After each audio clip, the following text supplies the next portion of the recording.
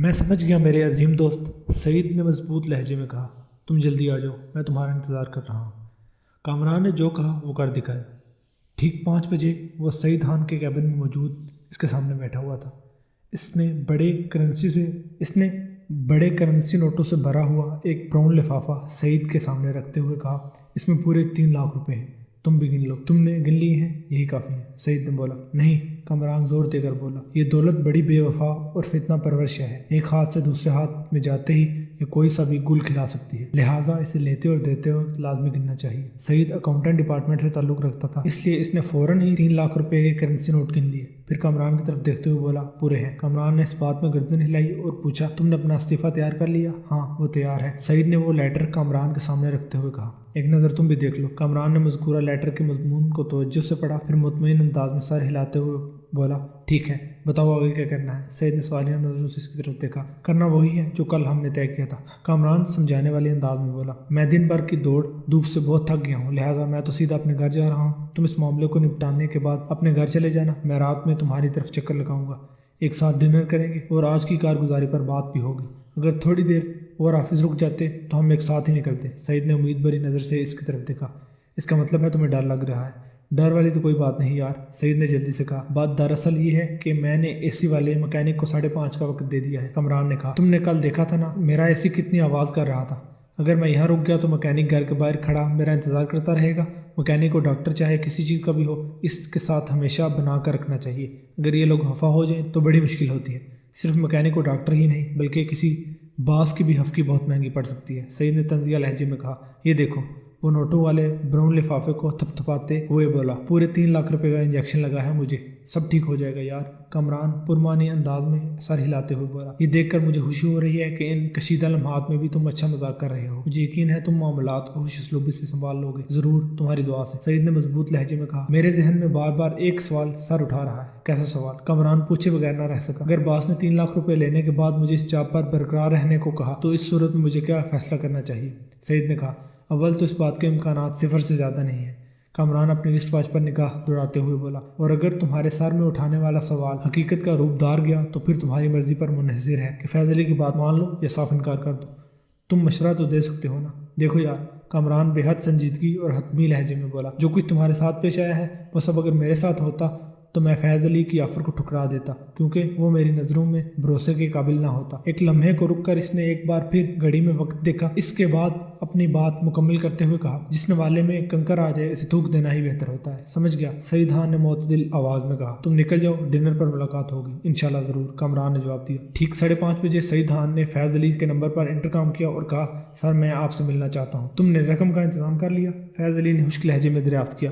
सईद ने जवाब दिया, यस सर, आ जाओ। ये कहते हुए फैज़ अली ने लाइन काट दी। सईद खान ने नोटों वाला फूला हुआ बूरा लिफाफा और अपना इस्तीफ़ा उठाया और बड़े एतमाद के साथ वो अपने बास के कमरे में दाखिल हो गया। हावर अपने तीनों साथियों की बनिस्बत ज़्यादा तेज़ और होशियार बल्कि अयार था। इसने जेल वार्डन के पास पहुंचकर इलियास, जमशेद और जावेद का पत्ता ही साफ कर दिया। इसने इन तीनों का जिक्र गोल करते हुए वार्डन को जो किस्सा सुनाया, इसके मुताबिक सईद खान की इससे बराह रास्त बात हुई। वार्डन हावर की कहानी से खासा मुतासर हुआ। पूरी बात सुनने के बाद इसने ठहरे हुए लहजे में कहा, अगर बाद में तुम्हारी ये बात गलत साबित हुई तो देखे जनाब, सईद खान ने मुझसे अपना जो राज शेयर किया है वो मैंने मनोआन आपको बता दिया है, क्योंकि मैं एक जिम्मेदार इंसान हूँ और कानून का हद से ज़्यादा एहतराम करता हूँ। बस एक जज्बाती गलती ने मुझे जेल की संगलाह दीवारों के पीछे ला फेंका, हावर ने तकरीर वाले अंदाज में कहा और वार्डन को अपने शीशे में उतारने की कोशिश करते हुए कहा, अब अगर सईद खान ने मुझे बेवकूफ़ बनाने की गर्ज से ये बेहुदा मगर खतरनाक मजाक किया है तो इसमें मेरा कोई कसूर नहीं होगा। वैसे वो बंदा जितना संजीदा नजर आता है, इससे तो ऐसा महसूस नहीं होता कि वो ऐसी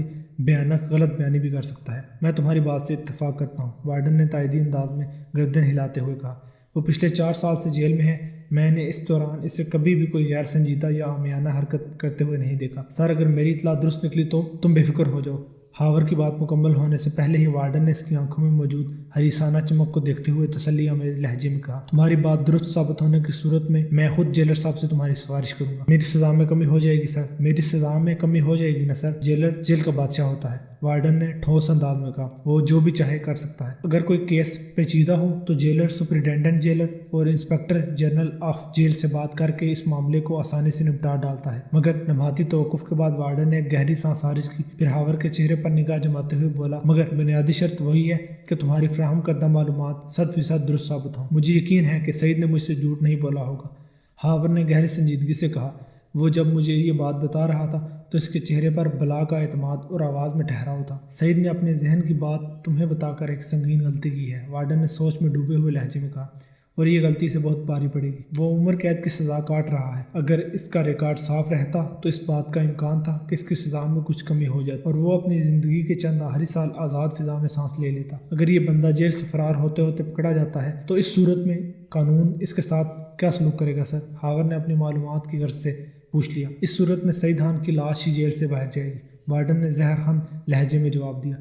چاہے تو وہ جیل سے فرار ہونے کی کوشش میں گولیوں سے بھون دیا جائے گا یا پھر گرفتار ہونے کے بعد اسی جیل میں مر مر کر جیتا اور جی کر مرتا رہے گا۔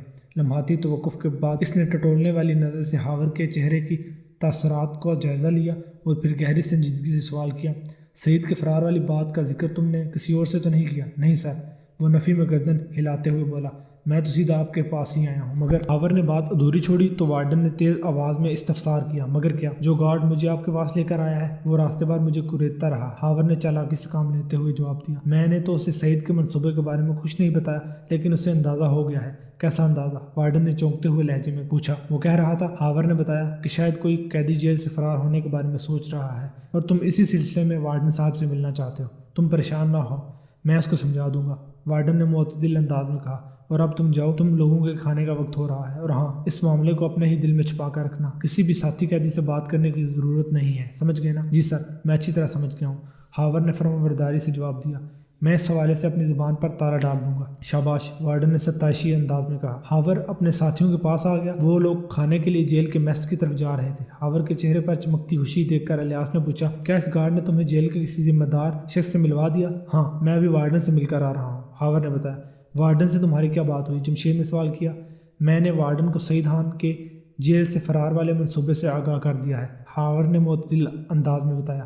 جاوید نے دریافت کیا، وارڈن نے کیا کہا ہے؟ اس کا کہنا ہے کہ اگر یہ اطلاع درست نکلی تو وہ جیلر صاحب سے ہماری سفارش کرے گا، ہاور نے کہا۔ ہماری مطلب ہم چاروں کی سفارش؟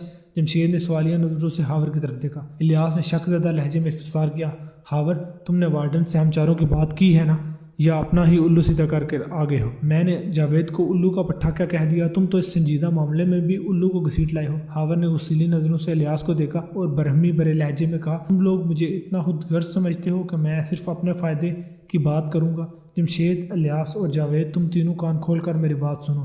میں نے وارڈن سے ہم چاروں کا ذکر کیا ہے۔ ہاور نے ان لوگوں کو جو مصنوعی گرمی دکھائی تھی وہ کام کر گئی؟ جاوید نے معتدل انداز میں کہا، ہاور، اس وقت ہمیں باہمی اتحاد اور اتفاق کی ضرورت ہے، تم غصہ تھوک دو، تم نے میری بات کا غلط مطلب نکال لیا ہاور۔